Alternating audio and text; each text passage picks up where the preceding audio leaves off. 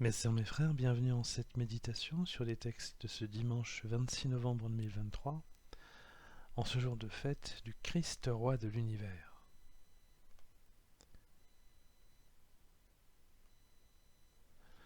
Le jugement dernier dévoilera la profondeur de l'amour de notre Père.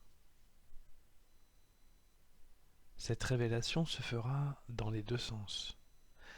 Elle dévoilera l'étendue de la profondeur de l'amour du Père pour nous, mais aussi celle que nous aurons eue pour lui dans nos actions. À la fin des temps, au jour du complet dévoilement du royaume de Dieu, Jésus reviendra pour aussi dévoiler l'ensemble des attitudes et des actions que nous aurons eues. Cette mise à nu sera une évaluation de fait, un jugement, puisque tout le monde pourra mesurer l'implication de chacun. Ce sera un jour de vérité, d'honnêteté et de profonde justice. Non pas qu'en ce jour seront distribuées les récompenses et les punitions, mais tout le monde verra, dans une dernière révélation, ce que l'humanité aura fait de bien pour construire le royaume de Dieu. Ce jour-là sera important, car il sera aussi complètement révélé tout l'amour de Dieu. Ce jugement se fera donc dans la lumière, la bienveillance et l'amour de Dieu qui se révélera à tous comme un Père aimant. Ce jugement se fera positivement en dehors de tout esprit humain préétabli de sanction et de sévérité, mais avec la recherche des choses bonnes réalisées. Car l'amour du Dieu Père est entier et dépasse notre mesure. C'est ainsi que le prophète Ézéchiel, qui nous est proposé à la méditation ce jour, présente ce jour du jugement. Il nous dit « Comme un berger veille sur les brebis de son troupeau quand elles sont dispersées, ainsi je veillerai sur mes brebis, et j'irai les délivrer dans tous les endroits où elles ont été dispersées, un jour de nuages et de sombres nuées. La brebis perdue, je la chercherai, l'égarée, je la ramènerai. Celle qui est blessée, je la panserai. Celle qui est malade, je lui rendrai des forces. Celle qui est grasse et vigoureuse, je la garderai, je la ferai paître selon le droit. » Nos actions nous auront peut-être menés bien loin au point que nous soyons perdus. Mais le Père ira nous chercher pour nous montrer le bien, pour nous montrer sa gloire et son amour. C'est ce que ce jugement va d'abord révéler, lorsque dit Ézéchiel « Et toi, mon troupeau ?» Ainsi parle le Seigneur Dieu. « Voici que je vais juger entre brebis et brebis, entre les béliers et les boucs. » Ce jugement d'amour concerne toutes les personnes, les brebis comme les boucs. Mais Dieu va aussi révéler par-delà sa première justice d'amour, qui est de nous rendre comme ses fils et ses filles, c'est-à-dire totalement aimés. Dieu va révéler une justice de rétribution par son Fils Jésus-Christ pour ce qui aura été fait sur cette terre dans la construction de son royaume. Car la foi coûte. Si la foi est donnée, elle doit aussi y porter du fruit, comme le dit si souvent Jésus dans les évangiles, et notamment dans l'évangile du jour, lorsqu'il dit « Toutes les nations seront rassemblées devant lui. Il séparera les hommes les uns des autres, comme le berger sépare les brebis des boucs. Il placera les brebis à sa droite et les boucs à sa gauche. » Une différence sera alors faite entre les brebis et les boucs, c'est-à-dire entre celles qui auront porté leur aide à tous ceux qui étaient dans la souffrance et le dénuement, et les autres, qui n'auront pas vu dans ces souffrances le visage de Jésus-Christ qui demandait du soutien. L'Évangile nous dit « Alors le roi dira à ceux qui seront à sa droite, « Venez les bénis de mon Père, recevez en héritage le royaume préparé pour vous depuis la fondation du monde. Car j'avais faim, et vous m'avez donné à manger. J'avais soif, et vous m'avez donné à boire. » Alors les justes lui répondront « Mais Seigneur, quand est-ce que nous t'avons vu ?»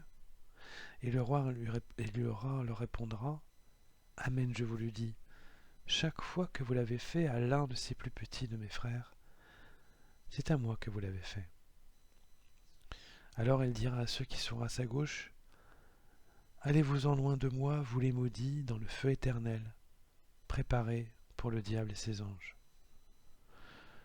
Car j'avais faim et vous ne m'avez pas donné à manger, j'avais soif et vous ne m'avez pas donné à boire. Alors ils répondront eux aussi, Seigneur, quand avons-nous avoir faim, avoir soif et être nus, sans nous mettre à ton service? Il leur répondra, Amen, je vous le dis, chaque fois que vous ne m'avez pas fait, comme vous ne l'avez pas fait à l'un de ces plus petits, c'est à moi que vous ne l'avez pas fait. Et ils s'en iront, ceux-ci au châtiment éternel, et les justes à la vie éternelle.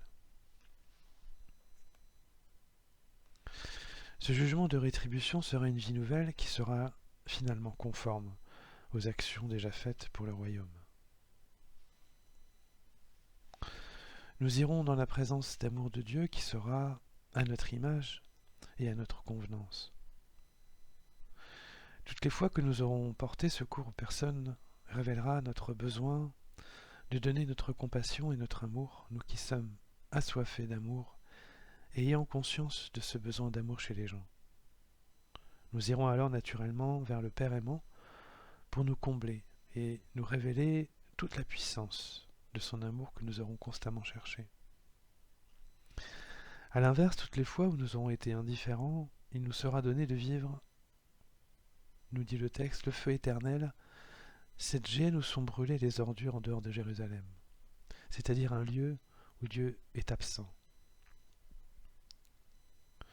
Cette justice rétributive sera donc à notre image, et aussi à l'image de notre Dieu qui nous donne jusqu'au bout le choix de vivre avec lui ou de ne pas vivre avec lui. Mais cette fois pour toujours.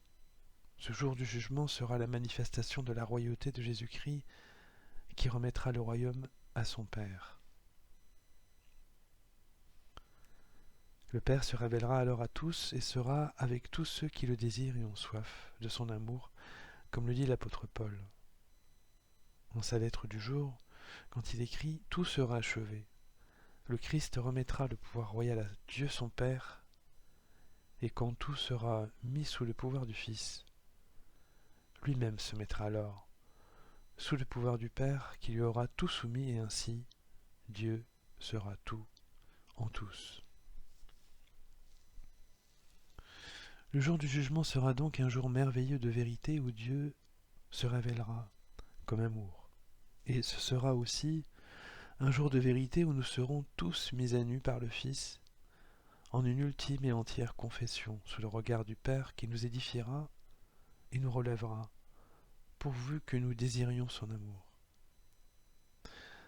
Alors dans ce royaume tant espéré par tous les prophètes et tous les croyants qui nous auront précédés, nous serons dans la vie accomplie, par-delà la mort, qui aura été vaincue. Comme le dit Paul lorsqu'il dit « Le dernier ennemi qui sera anéanti, c'est la mort ». Alors, mes chers frères, ce jour sera un jour de fête.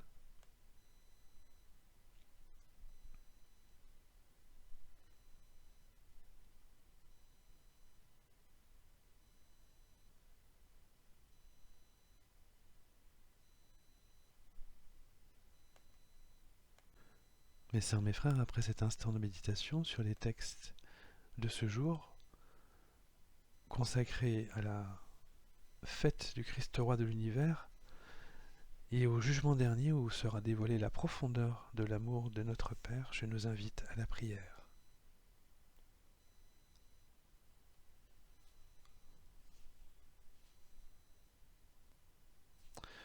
Ô Seigneur Jésus-Christ, Roi de l'univers visible et invisible,